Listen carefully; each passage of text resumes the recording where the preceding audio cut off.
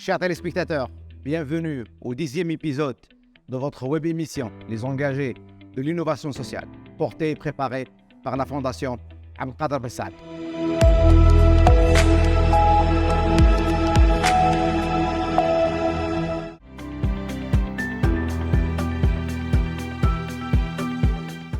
Les engagés de l'innovation sociale se veut un carrefour d'échanges et de débats autour de questions liées à l'innovation sociale au Maroc et ce qu'elle peut apporter au développement socio-économique du pays en général. Lors d'épisodes précédents, nous avions traité des sujets d'intérêt tels que le financement des projets portés par les innovateurs sociaux, le digital au service de l'innovation sociale et encore le cadre légal et réglementaire de l'économie sociale et solidaire et beaucoup d'autres épisodes que vous pouvez retrouver d'ailleurs sur nos réseaux sociaux. Mais là, cet épisode, il est spécial. Le 10e épisode, il est spécial parce qu'il vient couronner les efforts de la Fondation Abdelkader Ben Saad et de ses partenaires dans les multiples régions autour de la question. En effet, l'année dernière, la Fondation Abdelkader Ben Saad avait organisé la 3e édition des régionales de l'innovation sociale. Une tournée dans laquelle nous avions visité Oujda, Tanja, Ouarzazate, Laayoune et Esfi. On a réuni des acteurs de l'écosystème de l'innovation sociale. On a discuté, on a parlé et il y avait des recommandations, des idées extraordinaires sur comment est-ce qu'on peut mieux travailler ensemble, sur comment est-ce qu'on peut créer et faire émerger des écosystèmes régionaux de l'innovation sociale. Pour cela, nous avons des invités avec nous pour en parler, qui étaient là aussi avec nous lors des régionales. J'ai à ma droite Madame Fatima Zahra Ouasso, bienvenue. Merci d'avoir répondu à notre invitation. Vous êtes enseignant-chercheur à l'École supérieure de technologie de l'Ayoun, relevant de l'Université Ibn Zawar. Merci.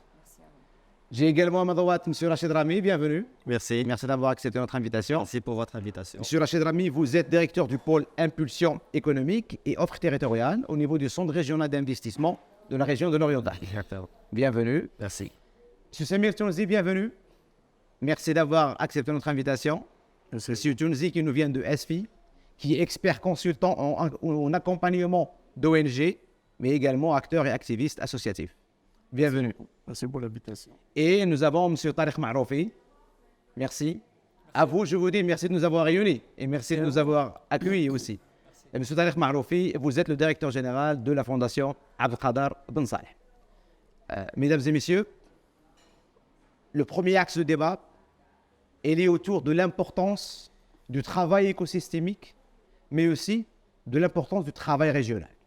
L'innovation sociale doit être pensée comme un phénomène qui doit être réfléchi régionalement et non plus d'un point de vue central et national.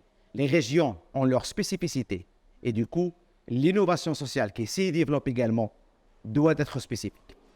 Pour cela, et avant d'écouter les avis de nos chers invités, je vous propose d'écouter d'abord les témoignages d'acteurs et de parties prenantes qui étaient présents avec nous lors des différentes étapes, ce qu'ils pensent par rapport à l'importance de ce point. Et par la suite, nous recueillerons les avis de nos invités.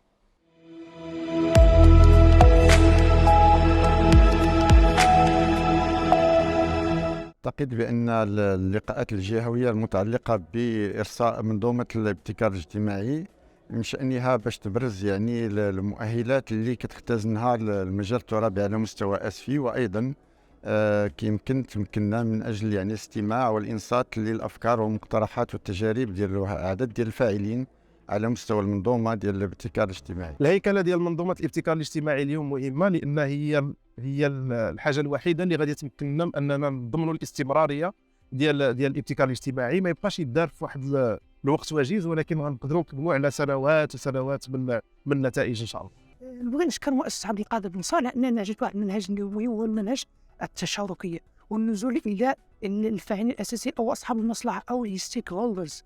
هذا العمل صراحه اولا غيخلينا ان الافكار اللي غتنبثق من هذه اللقاءات تكون اولا كتعبر على الناس وعلى الشباب والتعاونيه في المجتمع المدني المحلي، ويمكن استثمارها في وضع استراتيجيات وقياده يعني اجندات وسياسات عموميه جهويه. لا بد من اشراك جميع الفعاليات بما فيها المجالس المنتخبة لتنوير الطريق وكذلك لوضع خطة طريق للأمام في وضع مشاريع لها أثر إيجابي على الساكنة.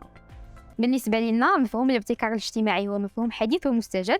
اليوم مؤسسة عبد القادر بن صالح عطاتنا فرصة باش نقربوا له أكثر ونفهموا أكثر، وربما نكونوا قراب للنقط ديال تنزيل هذا المفهوم على أرض الواقع. Ça se voit que nos invités au niveau des régions, ils ont apprécié la dynamique, ils ont contribué par l'échange, par le débat, par également le rapport qui est souvent soit émane du terrain, soit de leur expérience professionnelle, soit de leur expérience académique, parce qu'il y avait des chercheurs également, représentants du secteur privé, organisations internationales, acteurs publics et ONG, et coopératives également, leaders dans leur territoire. Tout le monde a réfléchi d'une manière collective sur comment faire émerger un écosystème régional d'innovation sociale. Chers invités, si vous le permettez, je vais démarrer avec M. Tariq Maroufi, directeur général de la Fondation Abd Qadr Ben Saleh. M. Maroufi, est-ce que vous pouvez, je dirais, contextualiser aujourd'hui ces régionales de l'innovation sociale?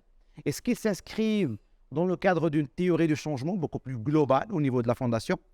Et pourquoi est-ce qu'il est important aujourd'hui de travailler sur les régions lorsqu'on veut aujourd'hui exploiter et enrichir le travail des innovateurs sociaux? Merci.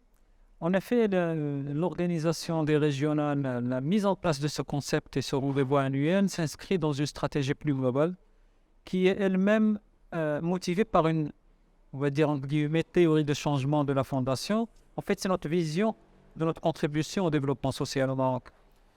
L'idée de départ, c'est après une vingtaine d'années d'action de la Fondation sur le plan de la solidarité et l'accompagnement des actions solidaires, on a fait une sorte d'évaluation d'impact et on s'est rendu compte que globalement, que ce soit par l'intermédiaire de l'action de la Fondation ou tous les acteurs de développement social, en général au Maroc, malgré tous les efforts qui ont été faits, les avancées sur le plan de développement économique et social, qui sont énormes et bien significatifs, sur le plan social, on est encore en deçà des indicateurs positifs qu'on devrait avoir. Et à partir de là, on s'est demandé comment on peut apporter une contribution pour encourager les acteurs à réfléchir, réinventer leur façon de faire du développement social pour que justement le progrès social qu'on est en train d'introduire progressivement dans notre pays puisse profiter à un maximum de communautés et territoires dans notre pays. À partir de là, on a identifié 3-4 grands freins justement à cette performance en impact social de tout le système de développement social. Bien sûr, il faut développer de nouvelles solutions qui soient à meilleur impact et rompre avec un certain nombre de solutions, de types de projets qui ont démontré leurs limites. Il faut encourager les porteurs de ces projets par différents moyens d'accompagnement, financiers, techniques, expertise. Il faut bien sûr un cadre législatif favorable au développement social basé sur l'innovation sociale. Il faut développer les compétences. Mais tout cela ne peut justement nous permettre d'aboutir à l'impact souhaité si on n'améliore pas notre façon et notre capacité à travailler ensemble dans les régions. L'innovation sociale, l'impact social ne peut qu'émettre du local de façon collaborative, d'abord avec les personnes concernées et avec les acteurs dans ces territoires régionaux. À partir de là, on s'est dit, il faut un rendez-vous. Il y a quelqu'un qui dit, si on veut changer un système, il faut commencer par mettre toutes les composantes de ce système dans la même pièce pour qu'elles puissent. On s'est dit, il faut mettre en place un espace de discussion régulière, une fois par an dans les régions, pour réunir les acteurs, pour qu'ils se posent toutes ces questions et identifier ensemble les leviers, les actions communes pour pouvoir agir sur la question du développement par l'innovation sociale. Et donc, on a eu l'honneur de pouvoir organiser ça pour 3 dernières années. On a commencé pendant Covid, on a fait de façon digitale, et après, on a commencé à le faire en présentiel. Et on est content de voir, on est heureux de voir que ça a pu créer une dynamique, un intérêt autour de l'innovation sociale, de la nécessité de poser la question de l'impact social et de voir quelles sont nos limites, justement, d'action, comment on peut les améliorer ensemble pour aboutir à un impact collectif. Nul ne peut aujourd'hui se targuer de dire qu'il peut continuer à travailler tout seul et à créer l'impact nécessaire. Absolument. Chacun détient une partie de la solution territoriale et que si on ne combine pas ces parties de solution avec une intelligence collective, on ne pourra pas justement faire sortir les communautés et les territoires progressivement de la situation de stagnation en termes de développement social qu'on vit aujourd'hui. Bien sûr, à côté de ça, on développe cet espace, mais il y a d'autres actions qu'on mène avec nos partenaires notamment des programmes d'incubation, des programmes académiques de développement d'outils de travail, de renforcement de capacités, etc. Parce que justement, il faut agir. Le problème est tellement complexe qu'il faut plusieurs angles d'attaque. Et comme j'ai dit, chacun a une partie de la solution, une compétence à mettre à disposition des collectifs. Excellent, excellent.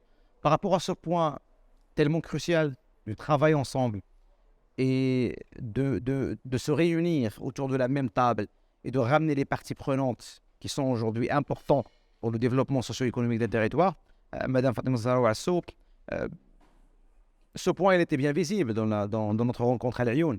La salle était archi-comble presque avec de multiples acteurs qui sont venus de divers horizons. Comment est-ce que vous avez vécu cette expérience des régionales et pourquoi est-ce qu'il est aujourd'hui important de travailler en écosystémique et de réunir les différentes parties prenantes de divers horizons? Pourquoi est-ce que c'est pertinent, voilà, d'un point de vue méthodologique ou académique si vous voulez? Merci d'avoir posé cette question parce qu'effectivement, j'ai été témoin de l'expérience très réussie de la Fondation Salah qui a initié des rencontres régionales sur l'innovation sociale. La version à laquelle j'ai assisté en 2021, c'était sous la forme d'un panel. Et effectivement, il y avait des acteurs, c'était une rencontre multi-acteurs. Il y avait des acteurs qui représentaient toutes les parties prenantes. Donc, peut-être qu'il n'y avait pas des élus d'une manière directe, mais il y avait des représentants. En 2021. En 2021. Donc, on avait des représentants du tissu associatif et des coopératives. Il y avait également des représentants de l'Office de développement des coopératives, donc qui représentent l'acteur qui chapeaute l'accompagnement technique, l'accompagnement aussi juridique, l'accompagnement au niveau du montage des coopératives. Et en 2022 En 2022, c'était une autre approche, mais c'était aussi intéressant parce qu'il y avait un échange et une interaction sous forme de flipchart sur lesquels on inscrivait les idées clés et on discutait là-dessus pour sortir à la fin avec des recommandations. Donc, revenons à votre question, il est très crucial qu'il y ait une sclérose entre les différents acteurs parce qu'aujourd'hui, on fonce dans le cadre du territoire. Le territoire, c'est-à-dire comment mettre en œuvre l'intelligence économique, c'est-à-dire les secteurs porteurs, les indicateurs sectoriels des segments de l'activité économique de manière générale qui sont intéressants pour la région. Comment mettre cela en œuvre dans une approche d'écosystème ou systémique, c'est-à-dire on fait rencontrer tous les acteurs régionaux, que ce soit les acteurs publics, les représentants, les élus locaux, que ce soit également les acteurs du tissu coopératif ou des ONG, les organisations non gouvernementales qui sont fortement présentes dans la région de l'Aïn Safi al-Hamra et qui ont accumulé une expérience très intéressante au niveau de l'accompagnement des jeunes et porteurs de projets. Aujourd'hui, en fait, on s'oriente beaucoup plus vers un accompagnement institutionnel et une responsabilité sociale des entreprises très, très palpable et très concrétisée sur le terrain. Je donne l'exemple de l'OCP à travers la Fondation Fosbukra qui ont mis en place un centre dédié rien qu'à la formation des compétences, dédié rien qu'à la qualification des jeunes dans la région. Donc effectivement, je rejoins ce que vous avez dit, M. Maroufi, tout à l'heure. Il ne suffit pas d'encourager des projets classiques parce qu'en fin de compte, ils ne vont pas survivre, il n'y aura pas une viabilité de ces projets. Il faut qu'il y ait un encouragement et surtout une préparation. Préparer sur le plan mental, sur le plan du capital humain, sur le plan logistique, technique, financier, préparer le porteur de projet, qui est souvent un jeune, à innover dans le projet qu'il va mettre en place pour qu'il puisse survivre, pour qu'il y ait une viabilité économique de ce projet et surtout un impact économique sur la communauté. Donc, il faut mettre en œuvre cette nouvelle approche écosystémique en impliquant les différents acteurs et je pense que la bonne volonté est là. Que ce soit au niveau de la commune de l'Aïn Safi al-Hamra, que ce soit au niveau de la wilaya, ils sont fortement présents, ils inaugurent presque d'une manière régulière de nouveaux projets de rénovation des infrastructures, de construction de nouvelles infrastructures. On assiste maintenant à l'élargissement, l'augmentation des capacités du port de l'Aïn Safi al-Hamra, port de la ville de l'Aïn. On assiste à la rénovation de la corniche, à la mise en place d'infrastructures de proximité. Bien sûr aussi, le rôle de l'enseignement supérieur est très important parce que c'est en quelque sorte les établissements d'enseignement supérieur, ce sont les incubateurs, si je puis dire, qui vont faire développer et fructifier les premières idées. Bien sûr. Oui, les jalons des idées des jeunes étudiants qui vont passer du laboratoire scientifique vers le terrain, vers le transfert technologique en quelque sorte. Comment mettre en place tout cela. Très bien. La multiplicité des acteurs dont vous parlez, je me rappelle, c'était un point très important que nous avions discuté à Oujda, d'ailleurs. Et la multiplicité des acteurs signifie qu'il y a une multiplicité de programmes d'intervention, mais parfois il manque un fil conducteur. Parfois il manque une certaine forme de convergence. Et c'est là où je m'adresse à vous, M. Rachid Rami. Aujourd'hui, et on avait discuté de ce point à Oujda, comment faire pour améliorer la convergence des interventions des différents acteurs publics, privés, organisations internationales, académies, etc. Cette forme de convergence, comment la mettre avec un fil conducteur afin de maximiser l'impact social en général? Quelle est la recette en général pour pouvoir faire cela? En fait, la recette, on a commencé il y a presque 10 ans. Aujourd'hui, on va fêter prochainement la 10e année de la régionalisation avancée. C'est une nouvelle expérience au niveau du Maroc. Le nouveau Maroc des régions, dans lequel les régions ont leur place, l'État a son rôle régulateur et tout se passe dans les régions. Pour assurer cette convergence, je pense que 3 ingrédients principaux doivent être mis en place. Le premier, c'est d'abord le projet commun ou bien l'objectif commun. On doit être conscient aujourd'hui entre acteurs, on doit se fédérer autour d'un seul objectif. L'État-nation aujourd'hui a un objectif. Le nouveau modèle de développement est venu pour dire que à tel horizon, voilà l'objectif de l'État. On doit faire de même au niveau des régions. On doit porter ensemble un seul projet qui prend en considération les enjeux de la région, ses prérogatives, ses spécificités, ses contraintes et ses atouts. Le deuxième point qui est également très important, c'est la communication. Aujourd'hui, on vit dans un paradoxe à l'ère où on a vraiment entre nos mains tous les moyens de communication, on ne communique plus ou bien on ne communique pas très bien. Chaque sphère, chaque écosystème au niveau du territoire travaille de façon très très bien sur ses prérogatives, mais l'interaction entre ces acteurs aujourd'hui fait encore défaut. On doit multiplier les points de rencontre, les clauses de rendez-vous, les mécanismes d'échange au niveau du territoire pour pouvoir à chaque fois cadrer notre travail, s'orienter vers les mêmes pistes et s'écouter l'un à l'autre. Le secteur économique aujourd'hui, il doit écouter l'université ce qu'elle fait. L'université doit être à l'écoute des chercheurs. Les chercheurs doivent être avertis par rapport à ce qui se passe, par rapport aux perspectives de développement au niveau du territoire. Le troisième point, qui à mon égard également est très important et sur lequel on a commencé à faire de l'effort, c'est l'importance de la co-construction. On ne peut pas avoir un objectif commun, on ne peut pas se communiquer entre nous si on n'intègre pas toutes les parties dès le début dans la co-construction des politiques régionales et des stratégies de développement. Chaque région aujourd'hui, elle dispose de 2 documents qui sont constitutionnels. C'est le SRAT, c'est ce qu'on appelle le schéma régional d'aménagement de territoire. C'est un document qui est élaboré à l'échelle du territoire et qui vous donne les perspectives de développement à l'échelle de 25 ans, jusqu'à 2045. C'est vraiment un document très important. Et donc, sa construction doit émaner de toutes les forces vives de la région. Le deuxième document, c'est le plan de développement régional, le PDR. C'est également un document constitutionnel très important qui trace la feuille de route de développement du territoire sur les 5 années à venir. Et ce sont aujourd'hui deux principaux documents et pour moi 2 principales dates de rencontre avec toutes les parties prenantes pour pouvoir construire quelque chose qui répond aux objectifs de chacun d'entre nous. La première expérience au niveau de la région orientale a montré que on a atteint des objectifs très importants grâce à cette implication de toutes les parties prenantes. Et d'une façon institutionnelle, c'est ça le plus important. On le fait entre nous, d'une façon officieuse, mais le fait d'institutionnaliser ce nouveau mode de travail, notamment au niveau de région, à travers des commissions consultatives, sur l'économie, sur l'approche genre, sur le social, sur l'éducation, le fait d'associer les élus avec les acteurs régionaux, le tissu associatif, permet de tracer les meilleurs objectifs. Et l'expérience a montré que sur l'ancien plan de développement régional, on a atteint à peu près 85% des réalisations du PDR. C'est l'indicateur le plus important parmi toutes les régions au Maroc, tout simplement parce qu'il y avait cette approche participative. Et je pense que la deuxième expérience qui est en cours va encore au-delà des aura un taux beaucoup plus élevé. Inch'Allah. Très bien, excellent. Inclure les élus et les instances et l'acteur public est un point crucial qui est d'ailleurs qui revient tout le temps. Et c'était pas qui était revenu dans toutes les régions que nous avions visitées.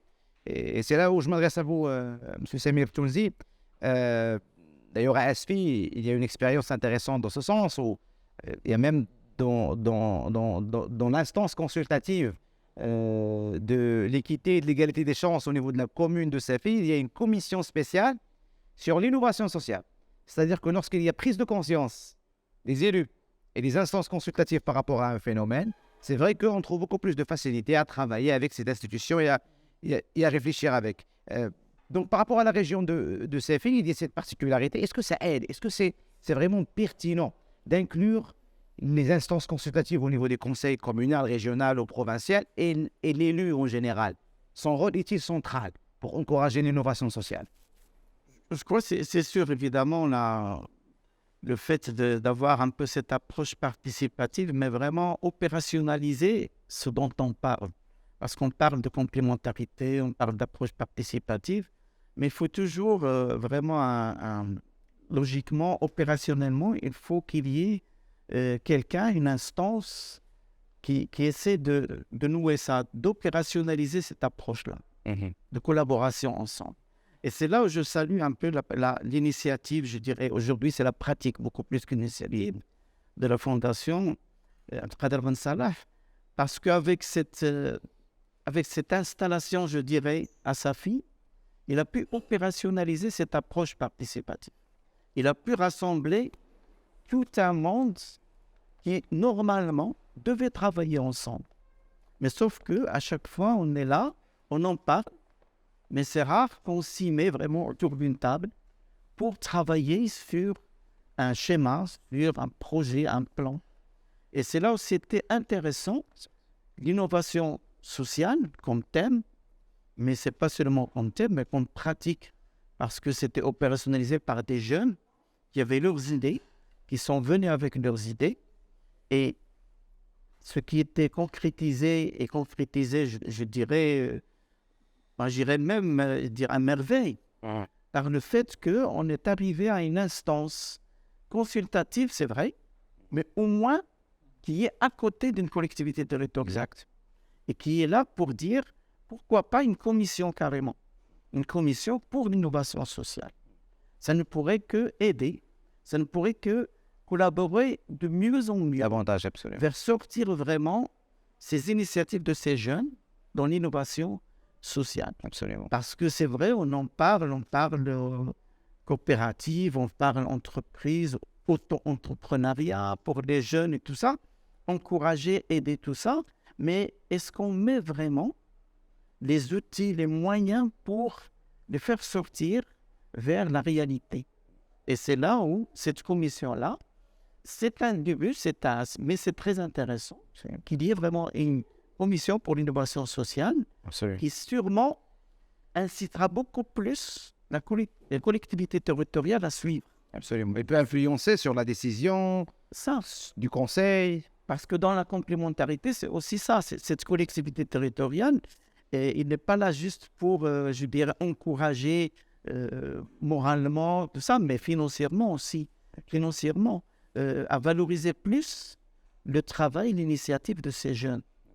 Et on le voit, cette approche participative commence à on commence à l'avoir beaucoup plus opérationnalisée grâce à cette initiative, mais grâce aussi à cette mise autour d'une table pour discuter d'un thème quelconque, mais discuter aussi à valoriser des jeunes qui ont des idées.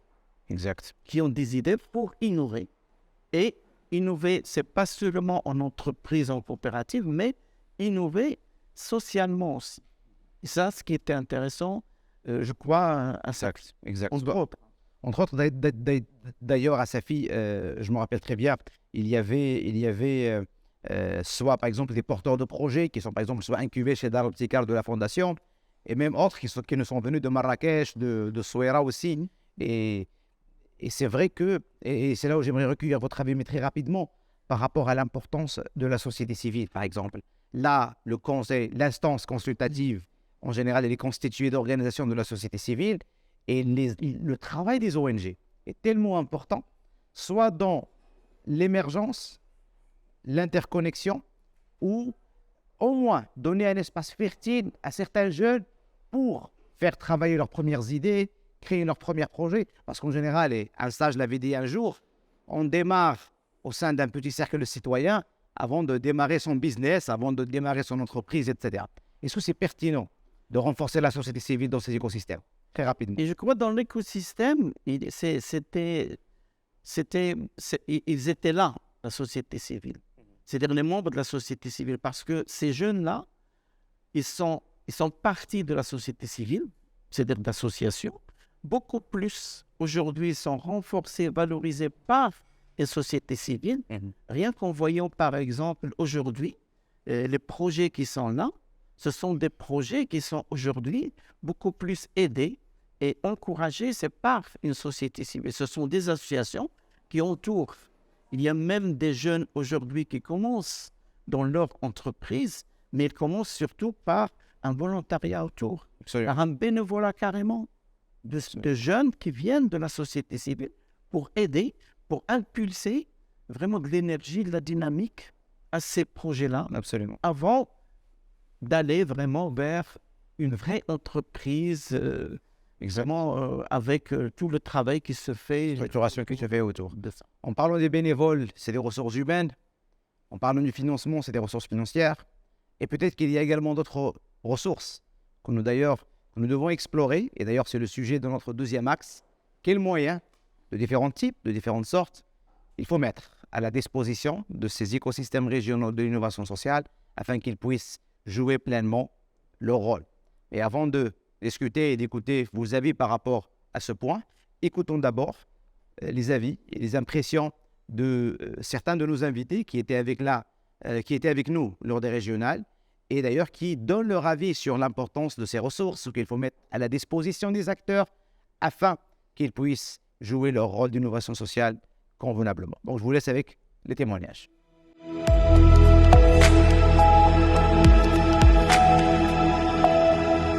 اي فاعل في اي تيريتوار في اي مجال يعني موضوعاتي ولا ترابي الا عنده واحد الطاقه، هاد الطاقه كتشكل من الموارد اللي عنده ولا اللي قادر يموبيليزي ومن المساطير ديالو ومن الخدمه ديالو اللي كيخدم في ذاك التيريتوار، اون كيلكو سورت بحال الا قلتي عنده واحد الطاقه.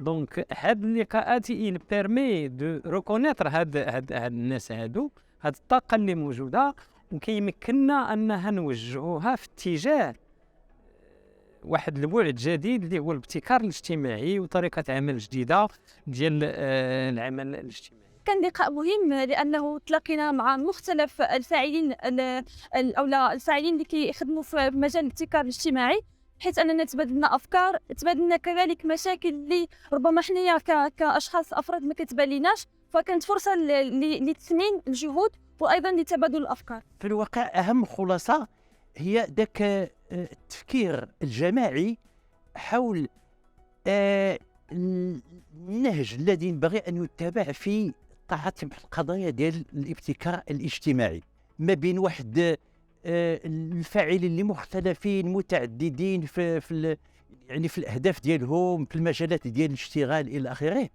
كان فرصه مهمه جدا لافراز يعني المقترحات مهمه لتعزيز هذه المنظومه ديال الابتكار الاجتماعي على المستوى المحلي. يجب توحيد الجهود في اطار منظومه موحده للابتكار الاجتماعي ينخرطوا فيها الفاعلين المؤسساتيين والفاعلين المدنيين، واللي يمكن توفر على اليات ديال الحكامه الجيده وديال الاستقلاليه للنهوض بالابتكار الاجتماعي على مستوى الجهه. ايضا تكون عندها ادوات ديال التقييم والمواكبه للمبتكرين الاجتماعيين. هذا النوع ديال اللقاءات هي مهمه جدا باش كتكون واحد اللقاءات ديال التشاور، ديال تبادل التجارب والاراء، باش نقدروا نخرجوا بواحد التوصيات وبواحد خريطه الطريق اللي نقدروا بها نحاولوا نطوروا ولا نحاولوا نفهموا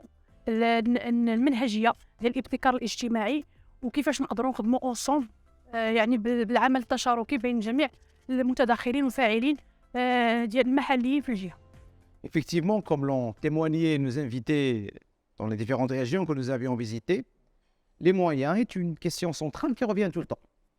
Nous avons besoin des moyens, il faut mettre à la disposition des acteurs des moyens. Et la question, elle était tellement, je dirais, tentaculaire qu'il y avait plusieurs prismes de discussion et d'analyse là-dessus. Et c'est là où j'aimerais commencer avec vous, M. Maroufi. Par expérience, vous êtes à la 3e édition des régionales et vous avez vu tellement d'acteurs que, effectivement, peut-être qu'il y a un certain type de moyens qui sont essentiels pour permettre l'éclosion de pratiques socialement innovantes dans une région. À votre avis, quels sont les moyens aujourd'hui qui sont, je dirais pas inévitables, mais qui sont tellement cruciaux à mettre à la disposition des acteurs afin qu'ils puissent jouer leur rôle convenablement? Merci. Effectivement, c'est une question qui revient et on comprend pourquoi des acteurs viennent et insistent sur la question des moyens, parce que pour créer du changement, il faut investir. Maintenant, avant de discuter moyens, j'ai été frappé et agréablement surpris de voir qu'il y a une convergence de l'idée de dire d'abord il faut un plan commun. Il faut qu'on soit tous d'accord de la nécessité de changer, d'avoir le courage de dire les approches et les méthodes avec lesquelles on a travaillé il y a 50 ans. Il y en a qui ont donné de bons résultats, mais il y en a qui ont limité notre capacité à créer l'impact. Il faut changer les pratiques, un certain nombre des types de projets, etc. Et tout le monde était d'accord de dire on a besoin d'avoir cette vision commune, mais de la co-construire et d'accepter de travailler ensemble. À partir de là, bien sûr, les autres moyens, s'il n'y a pas cette vision, les autres moyens, même si on les met à disposition, et Dieu sait qu'on a mis beaucoup de moyens à disposition à travers plusieurs stratégies, plusieurs plans d'action, sectoriels, généraux, etc. Souvent, on a investi dans le contenant avant d'investir dans le contenu commun qu'on veut mettre en place, la vision commune. Et donc, mais une fois on a cette vision, bien sûr, il faut des compétences, ça commence par l'humain. Il faut des compétences. Aujourd'hui, les outils d'innovation sociale, de design thinking pour identifier les bonnes solutions, de réfléchir le système, comment on peut travailler dessus pour le changer, pour l'améliorer, la collaboration sur un territoire, maîtriser les différentes opportunités, outils disponibles aujourd'hui. Cyrami, il a parlé du SRAT, de PDR, au niveau de chaque commune, il y a un plan de développement local, etc. Il y a des outils qui sont mis à disposition de façon institutionnelle, mais il faut des compétences pour pouvoir se les approprier, pour pouvoir mieux les exploiter. Il faut former à l'innovation sociale, au changement social, au développement par l'innovation. Ça, c'était un axe fondamental et tout le monde est amené à réfléchir à quels moyens mettre en place, quel type d'accompagnement, quel parcours, quelle formation mettre en place. Deuxième grand type de moyen, c'est bien sûr des financements adaptés. On ne peut plus continuer à financer des projets de la même façon, avec les mêmes outils. Peut-être les outils qui sont aujourd'hui disposés et adaptés, comment mieux les cibler, comment mieux les mettre à disposition des acteurs, projets vraiment impactants.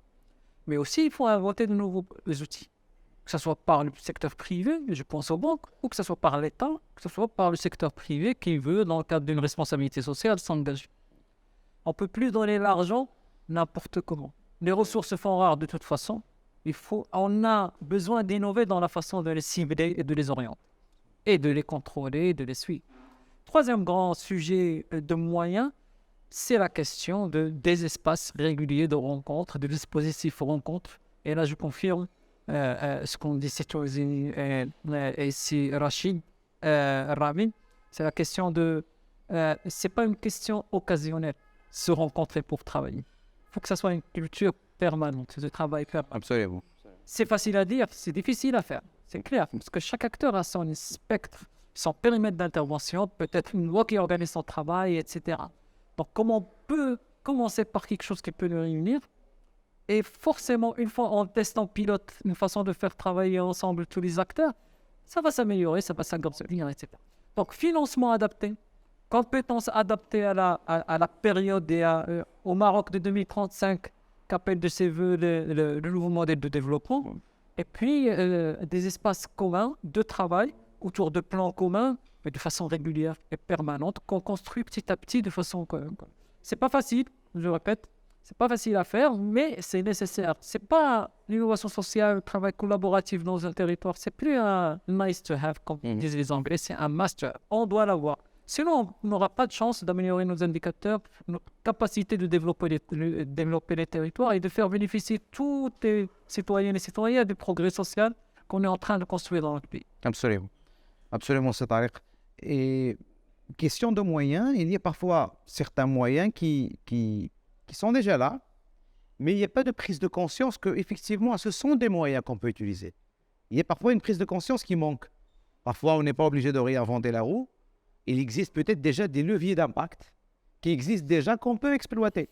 Et là, je me tourne à vous, Madame Fatima Zahra Ouassou, est-ce qu'il y a déjà des leviers d'impact existants et qui pourraient booster d'ailleurs le développement d'une offre crédible, par exemple de projets socialement innovants, des financements qui existent déjà, une flexibilité juridique, c'est-à-dire qu'il y a plusieurs leviers d'impact qui en général sont déjà là, mais qu'on oublie parfois, où il y a peu de communication. Les acteurs ne savent pas que cette offre existe, ils sont mal orientés. Quels sont ces leviers d'impact aujourd'hui que vous avez détectés dans le cadre de votre travail qui peuvent faciliter la tâche aux innovateurs sociaux? D'accord. Donc, au niveau des leviers d'impact, si je fais la liaison avec ce que M. Arouf vient de souligner, c'est vrai qu'il y a des moyens, des programmes de financement, d'accompagnement technique qui existent depuis longtemps, depuis déjà quelques années. Peut-être qu'au niveau de leur évaluation, ils se sont avérés un petit peu pas vraiment adaptés à la fragilité des porteurs de projets dans le commencement de leur vie entrepreneuriale. Donc, il y a quelques inconvénients ou quelques faiblesses de ces moyens de financement qui sont déjà mis en place. Il y en a énormément qui sont déployés au niveau des antennes régionales des banques, comme on en connaît déjà au niveau de la région de la Linsaq el-Hamra. Mais à côté de ce volet ou cet aspect financier des levées d'impact déjà existants, il y en a d'autres qui viennent de l'université, puisque je représente plus ou moins le monde académique. Donc, on a déjà mis en place au courant de la période de Covid-19, qui était un excellent instigateur pour parler des laboratoires d'innovation au sein des universités. Et qu'est-ce qu'on voulait dire par cela? C'était en fait un mécanisme, pas calqué, mais inspiré du système canadien. C'est une rencontre entre les professeurs de différents horizons et champs disciplinaires confondus, selon laquelle on échangeait sur les méthodes d'apprentissage et les nouvelles méthodes de learning. Les classes inversées, comment les appliquer en temps de crise, en temps normal, comment utiliser certains outils numériques pour évaluer, pour faire le suivi avec nos étudiants. On les a déjà dénommés innovation parce que c'était vraiment axé sur l'introduction de nouvelles méthodes et la préparation des étudiants à travers une certaine professionnalisation de la formation. Même au sein des facultés, on va dans ce sens-là. On n'est plus dans l'enseignement purement théorique, axé sur les principes. On veut vraiment mettre en place des outils qui permettent la transition, qui permettent la mise en place d'études cliniques, certaines des études, c'est-à-dire on met des cliniques carrément. On parle plus de cliniques au sein de l'expérimentation. On n'est plus dans des cliniques au niveau des études de médecine, mais on fait des cliniques pour les études des sciences juridiques. Oui, absolument. Et on veut tenter cette expérience au niveau de l'EST de Lyon pour nos étudiants, parce qu'on en a déjà une filière spécialisée à ce niveau. Donc, c'est pour dire que le monde universitaire, le monde du savoir en quelque sorte, ou la source du savoir, elle n'est plus basée sur le fait de dispenser des études purement théoriques. On veut outiller les jeunes qui vont sortir au monde professionnel par des outils qui sont efficaces pour pouvoir soit monter leur propre projet, soit faire une certaine évaluation de leur petite communauté pour savoir ce qui va marcher comme idée ou pas. C'est pour les préparer à se lancer dans le monde entrepreneurial avec cette vision axée sur l'impact social et l'innovation à ce niveau-là. Et il y en a aussi des instruments qu'on peut considérer comme des leviers d'impact au niveau instrumentaire, comme l'a souligné tout à l'heure M. Rachid. Donc, on a des instruments au niveau des plans de développement régional, et il y en a d'autres, mais également au niveau juridique, on a des textes de loi qui existent depuis assez longtemps, depuis 2015 plus particulièrement, au niveau de la région, au niveau de la commune. Et actuellement, on a même donné un rôle consultatif, non mais c'est un peu plus développé pour les représentants de la société civile, pour tout projet d'investissement qui est censé avoir un impact, justement pour évaluer ce qualificatif social. Est-ce que c'est un projet qui va avoir un impact social ou pas. Et actuellement, on s'oriente vers l'encouragement des projets dans tout ce qui est valorisation des produits du terroir. On innove, par exemple, au niveau de la région de l'Aïoun, on encourage et on a mis en place des projets d'écotourisme, d'accord, pour valoriser justement ces paysages assez intéressants de la région de l'Aïoun. Donc, on va vraiment dans ce sens. Et il y a des leviers d'impact, d'autres, selon les secteurs. Et selon les régions, j'imagine aussi. Oui. Parce qu'effectivement, chaque région, apparemment, est un dispositif qui peut ne pas correspondre à d'autres dispositifs régionaux dans notre région. Soit parce que spécificité géographique, et on avait vu ça avec Darata Filas par exemple, soit parce que spécificité, je dirais, en termes de ressources naturelles existantes, ou en général, d'acteurs déjà établis et préétablis dans la région. Et c'est là où je me tourne vers vous aussi, c'est Rachid Rami. Aujourd'hui, avec votre casquette série, beaucoup d'entrepreneurs viennent chez vous pour accompagnement, pour orientation, pour connaître quelle est aujourd'hui la meilleure offre qui existe pour moi dans le marché, ce qui veut dire également meilleures ressources disponibles sur le marché afin que je puisse démarrer mon business. Ce rôle ou l'importance d'avoir un hub aujourd'hui ou un carrefour d'information et d'orientation pour mise en relation entre ceux qui cherchent des moyens et ceux qui en ont. Pourquoi est-ce que c'est important d'avoir cela et comment faire pour améliorer encore cette mise en circulation de l'information et sur ce travail de pédagogie pour dire aux entrepreneurs, écoutez, il y a du travail et des moyens qui sont déjà là, venez en profiter et ils sont prêts à vous accueillir. Comment faire pour faciliter cette interconnexion? Vous savez, la région orientale, vous venez de le dire, à l'instar de n'importe quel territoire au Maroc, a ses particularités du fait de son étendue et de son emplacement géostratégique à l'est du Maroc. On a connu au niveau de la région orientale quelques phénomènes, disons, politiques qui ont eu un impact sur l'économie et du coup un impact sur le social. Et donc, il a fallu vraiment faire de l'ingénierie et de l'intelligence collective locale pour pouvoir mettre à disposition des exemples et des projets adaptés à cette population qui a souffert de certaines conjonctures. Aujourd'hui, le rôle du centre régional d'investissement, c'est qu'il se met à la peau de l'investisseur, bien de l'usager de façon générale.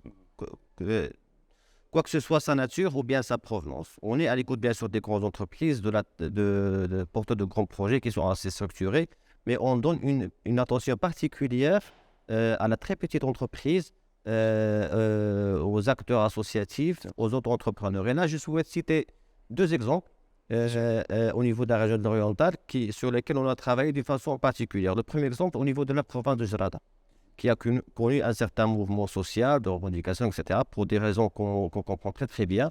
Et donc, on a pu à un certain moment faire actionner les mécanismes nationaux dont vous avez parlé pour pouvoir les appliquer à ce territoire. Sauf qu'on a vu que les critères d'éligibilité, l'impact attendu n'est pas adapté à cette population.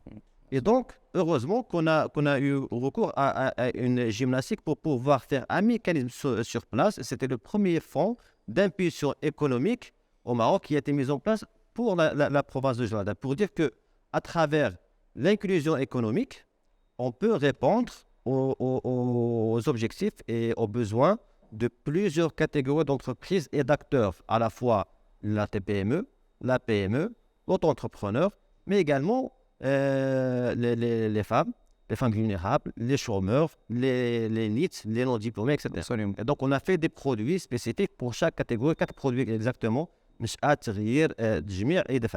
Excellent.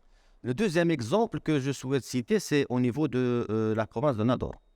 En 2018, pour des raisons géostratégiques du Maroc, on a décidé d'interdire les importations via l'enclave Miliam et de fermer hermétiquement les échanges et faire actionner un port que nous avons, qui est le port de Bni Sar.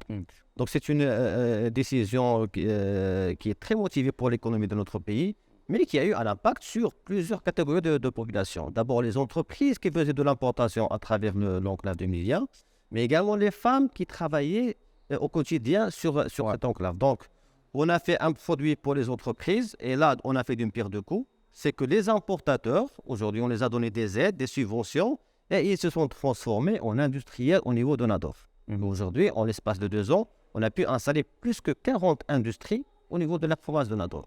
Pour la deuxième population, qui sont les femmes vulnérables, on a monté encore une fois un petit fonds régional qui est domicilié au CRI pour faire des petites activités génératrices de revenus, ou bien si elles ne souhaitent pas faire des projets d'auto-entrepreneuriat, on a mis des unités industrielles qui emploient en masse sur le textile, sur l'agro-industrie, et là ces femmes travaillent Il faut jouer cette mise en relation. Voilà, donc, mais le plus important, c'est, encore une fois, c'est l'écoute des acteurs. C'est l'écoute et le fait d'avoir les capacités nécessaires pour être proactif et adapter les mécanismes pour pouvoir mettre en place des solutions dédiées. Et là, franchement, on a eu l'écoute à la fois des décideurs locaux, mais également des départements ministériels qui ont accompagné la région pour pouvoir mettre à disposition ces solutions. Excellent.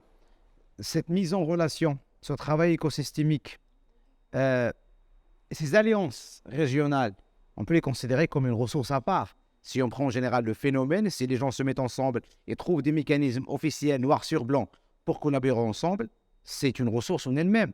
C'est là où je m'adresse à vous aussi, Samir Tounzi.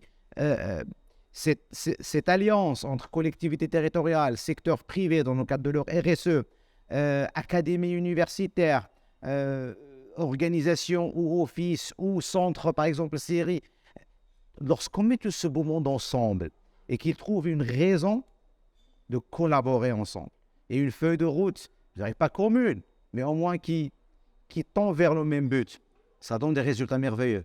Maintenant, comment y arriver? C'est ça la sauce magique. C'est ça la question, comme on dit, $1 million. Je crois que effectivement, c'est vrai. On n'a pas une recette, voilà, bien prête et tout ça, qui pourrait être générale.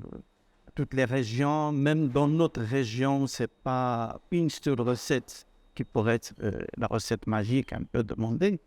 Mais ce qui est intéressant, moi, je vais partir sur 2 éléments qui pourraient être quand même, qui pourraient vraiment dynamiser, je dirais, qui pourraient booster un peu ces alliances.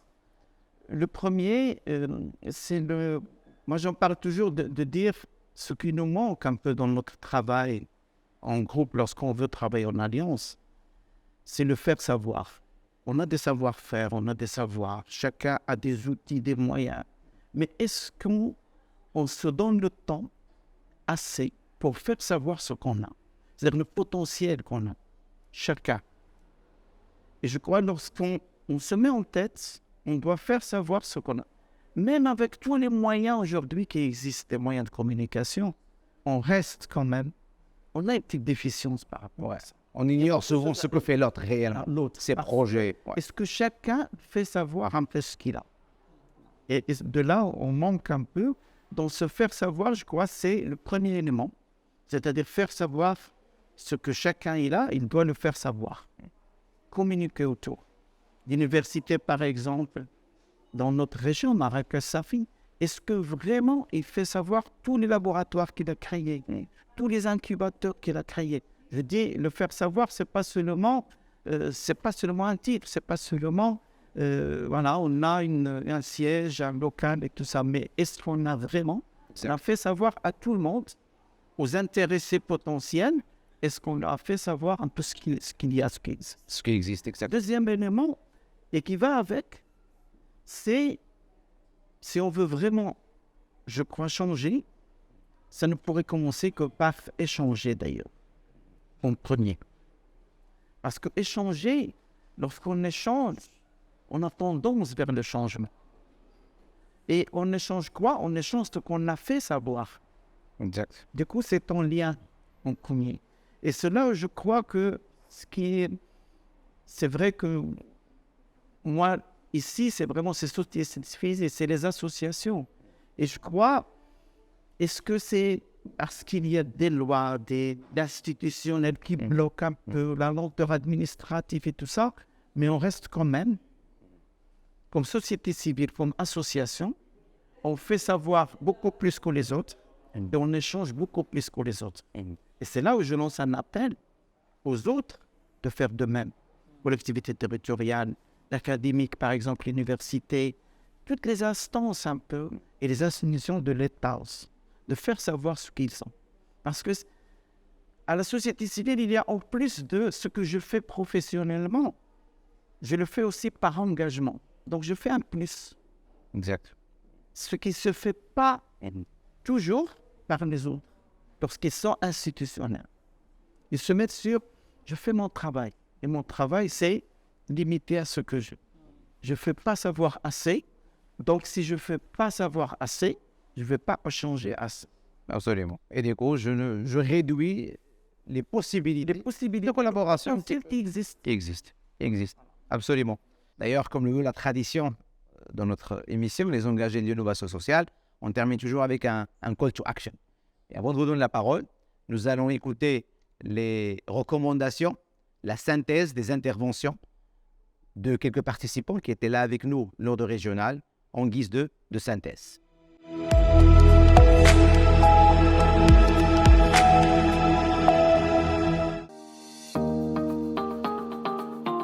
La troisième édition des rencontres régionales de l'innovation sociale de l'année 2022 était une occasion idéale pour les acteurs sociaux d'exprimer leurs points de vue et leurs idées et de présenter d'importantes propositions et perceptions visant à développer un écosystème régional d'innovation sociale, un écosystème qui a un effet de terrain réel et tangible.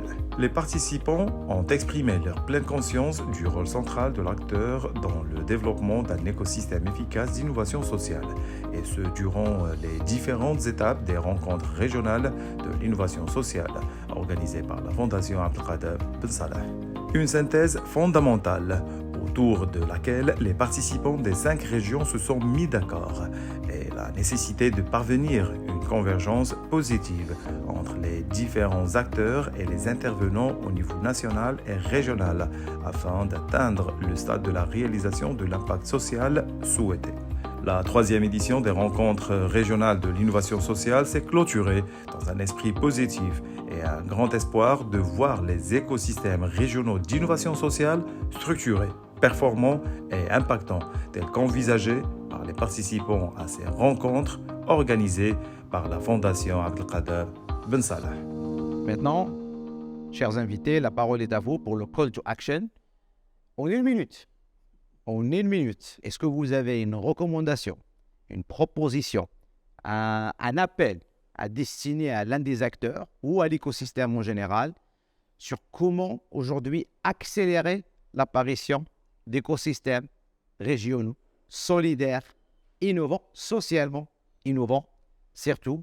Et je démarre avec vous, Madame Fatima Zarawes. D'accord, donc la première idée qui me vient à l'esprit, c'est de faire une évaluation de manière régulière pour tout ce qu'on fait. Par exemple, au niveau du monde universitaire académique, il faut qu'on fasse une évaluation par rapport aux promotions des étudiants qui se lancent dans le monde professionnel et qui sont à la base des porteurs de projets qui ont manifesté cela dès leurs études. Donc là, malheureusement, on ne fait pas ce suivi et cette évaluation parce qu'on est considéré déjà comme un terrain où on met en exécution une politique publique, notamment à travers le pacte ESRI, qui vient d'être inculqué de manière graduelle. On vient déjà de l'appliquer au niveau des études doctorales. Donc, on oriente les étudiants vers des sujets qui vont avoir un impact, où il y a une certaine innovation. On n'est plus dans le raisonnement abstrait. Déjà, à ce niveau, je pense que c'est un point très focal de faire une certaine évaluation et un suivi pertinent. Top. Du monitoring et évaluation comme recommandation. Monsieur Rachid Rami. Alors, de par ma position en tant que responsable de développement de l'investissement, je m'adresserai à l'entreprise.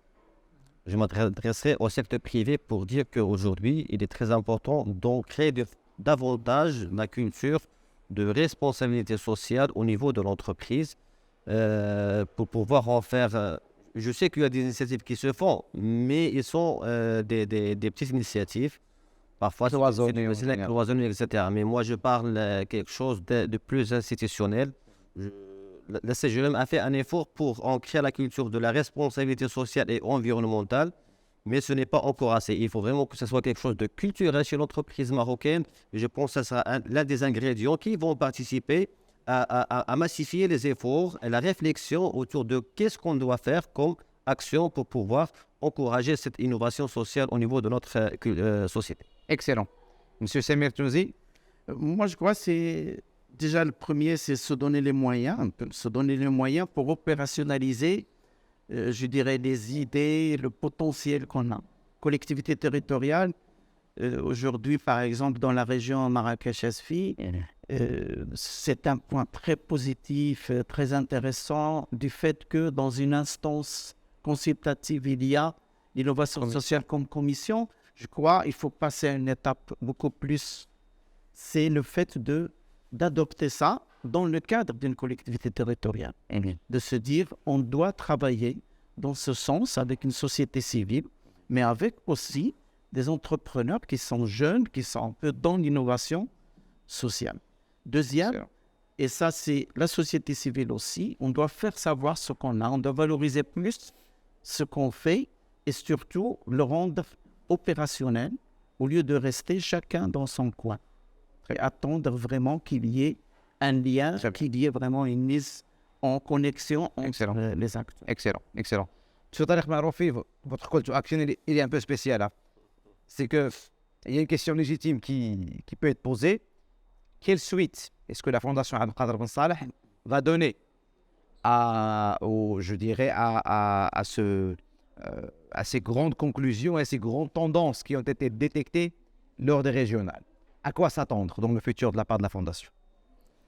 En fait, l'ère de l'acteur providentiel qui vient sur un territoire pour régler les problèmes, elle est révolue. C'était à un certain moment l'État, des politiques centralisées. On a vu qu'il a décidé d'aller vers plus d'autonomie au territoire. C'était à un certain moment l'acteur élu, on a vu qu'il ne pouvait pas faire ça tout seul. C'était les acteurs de développement international, les agences de l'ONU, les programmes multilatéraux, etc. Tout le monde aujourd'hui est d'accord pour dire que personne ne peut répondre tout seul de façon providentielle aux problématiques des territoires. La solution, elle va émaner des communautés des territoires, encouragées par tout cet écosystème. Chacun il apporte une pierre à l'édifice pour une œuvre collective. C'est dans ce sens qu'il faut qu'on se pousse mutuellement à agir.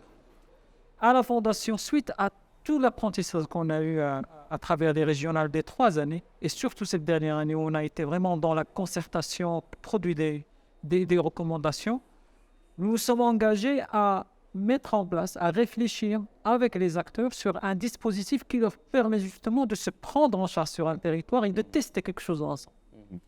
La forme que ça va prendre, on ne sait pas aujourd'hui.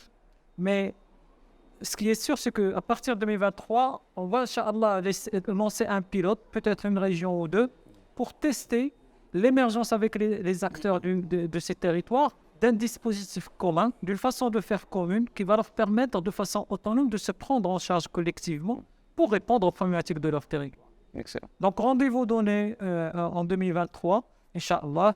Bien sûr, il va y avoir un certain nombre d'actions et de travail avec les acteurs dans les régions pour pouvoir identifier la bonne région avec la bonne alliance. Pas pouvoir peut-être fédérer tout le monde dans un territoire. Peut-être il va y avoir des gens plus motivés que d'autres, plus alignés que d'autres, se mettre en alliance et pouvoir tester un dispositif qu'il faut créer ensemble, Inch'Allah. Excellent, excellent. Madame, messieurs, merci beaucoup. Merci d'avoir répondu à notre invitation. Madame Fatima Zahra Asso, merci encore une fois. Je rappelle que vous êtes enseignant-chercheur à l'École supérieure de technologie de Lyon, relevant de l'Université Ibn Zor. Monsieur Rachid Rami, merci. C'est à vous. Merci d'avoir accepté notre invitation. Je rappelle que vous êtes directeur du pôle impulsion économique et offre territoriale au sein du CRI de la région de l'Oriental. Monsieur Samir Touzi, qui nous vient de Safi, merci. Merci à vous. Je rappelle que vous êtes expert consultant en accompagnement d'ONG et acteur associatif. Et M. Tariq Maroufi, merci de nous avoir accueillis, merci de nous avoir réunis pour ce bel épisode. Je rappelle que vous êtes le directeur général de la Fondation Abdelkader Ben Saleh. Mesdames, Messieurs, chers téléspectateurs, et pour vous également un grand merci, parce que vous êtes de plus en plus nombreux à suivre notre contenu, à partager et à liker, mais également commenter les différents épisodes des engagés de l'innovation sociale. Et avec cet épisode également, partagez avec nous ce que vous avez pensé et suggérez également peut-être d'autres thèmes que nous pourrons traiter dans le futur. Sur ce, je vous dis à la prochaine pour la 3e édition, 3e saison des engagés de l'innovation sociale, qui va venir sous un autre format encore beaucoup plus intéressant. So stay tuned, comme on dit, J'étais avec vous, Ayman Cherragui, et à la prochaine.